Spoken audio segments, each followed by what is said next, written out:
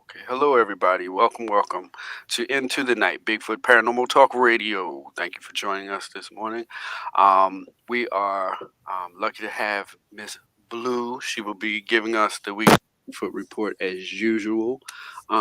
Miss Blue, if you would be so kind as to give us the report for this week, thank you. Not a problem. The Goat Man, or his story at least, still haunts Prince George's County. There are so many variations on the story of the Prince George's County Goat Man that it's nearly impossible to keep them straight. For some, he is but a lonely, angry goat herder who went berserk after finding his beloved goats dead due to team tampering.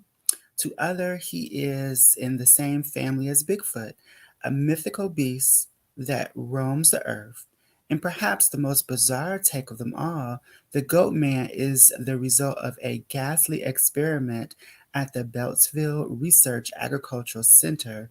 The USDA facility has actually been forced to deny that one. The Goat Man terrorized lovers, chased teens, and decapitates dogs. He yells, squeals, and yes, makes goat noises. He's made reported appearances all across the region. He has inspired fear and fascination for decades.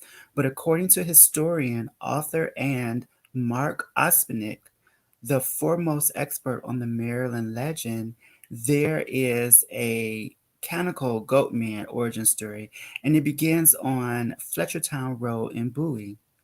The first media mention the Goat Man came on October 27th, 1971, in the Bowie-based Prince George's County's News. In the article, writer Karen Holzer took a deep dive into the University of Maryland folklore archives. She mentioned the Goat Man along with the ghost and something called the Bowman that also haunt the woods around Fletchertown Road. 2 weeks later, Hostler wrote another newspaper article with the headline, Residents Fear Goat Man Lives. Dog found decapitated in Old Bowie. The article described the search of a family, the Edwards, for their missing puppy named Ginger. Days later, Ginger was found near Fletchtown Road, dead and headless. The article connected the deceased dog with the Goat Man, saying that a group of teenage girls, including the Edwards' 16-year-old daughter, April, had heard strange noises and seen a large creature on the night the dog had disappeared. It also reported that sightings of an animal like creature that walks on its hind legs were increasing along the Fletchertown Road. On November 30th, the Goat Man got its first introduction to a larger audience thanks to the Washington Post. An article headlined, A Legendary Figure Haunts Remote Prince George's County Woods, identified the young men who found Ginger, Ray Hayden, John Hayden, and Willie Gein.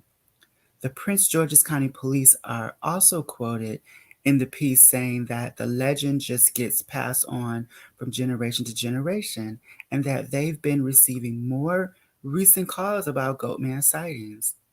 Ospenick grew up merely miles from Bowie in Greenbelt and remembers very clearly the first time he heard the Goatman legend. He was in seventh grade and in the back seat of a friend's older brother's car. We would get rides when we would act up in the back seat. They would tell us to shut the hell up or they'll dump us on Fletchertown Road and the Goat Man will get us, Ospenick says. He became enamored of the story. While attending Roosevelt High School, Ospenick and his friends would go goat man hunting. In fact, searching for the monster had become a local teen obsession. Ospenick describes the goat man parties on Fletchertown Road and nearby Crybaby Bridge on Lotsford Road that sounds something out of Dazed and Confused. Halloween night, 1979, was one of the craziest nights of my life, Ospenick says. Dr. Barry Pearson is a professor of folklore in the English department at the University of Maryland and was in charge of the aforementioned University of Maryland Folklore Archives. Even today, he says, if I mention the Goat Man on the first day of class, all the locals know exactly what I'm talking about. Pearson thinks the legend of the Goat Man was influenced by car culture in the 60s and 70s, which gave teens the freedom to discover the world around them. It might also be tied to what students were learning about Greek culture and half man, half goat god Pan in school. Certainly, the newspaper accounts helped, and goats are, you know, kind of freaky anyway. Goats are known to be smelly and sometimes kind of charming, but if you look at them closely, especially in their eyes, they're really scary on their own way, Pearson says. In 1987, Ospenick started writing for Strange magazine and wasted no time getting the Goat Man. In 1994, he wrote what he thinks was the first thorough research piece about the legend, titled On the Trail of the Goat Man. He would later explain in the article into a chapter from his book. He tracked down the Edwards family and the men who found Ginger. John Hayden told Ospenick he and the others had seen an animal in the night before. It was about 6 feet tall, walked on 2 feet, and was hairy. Hayden also noted that it made a high pitched sound like a squeal. Osmix was also able to speak with April Edwards, Ginger's owner. People came here and called it folklore, and the papers made us out to be ignorant hillbillies who didn't know any better, Edwards said. But what I saw was real, and I know I'm not crazy. Whatever it was, I believed it killed my dog. Mark Ospenick doesn't believe the goat man exists. I can't believe in something until I see it with my own eyes, he said.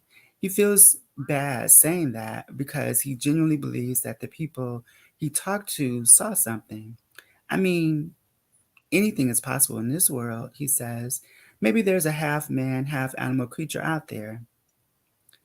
And that is your story for this week. Thank you. Okay. Thank you so much, Miss Blue. Greatly appreciate that. We all hope you all enjoyed that. And once again, I have to thank Miss Blue, definitely, because she's definitely does a fantastic report. And thank you all for joining us today for this brief, short, what do you call it, information episode. So make sure you like, subscribe, and make sure you look out for keep the channel on your mind. Make sure you look out for more episodes. Thank you.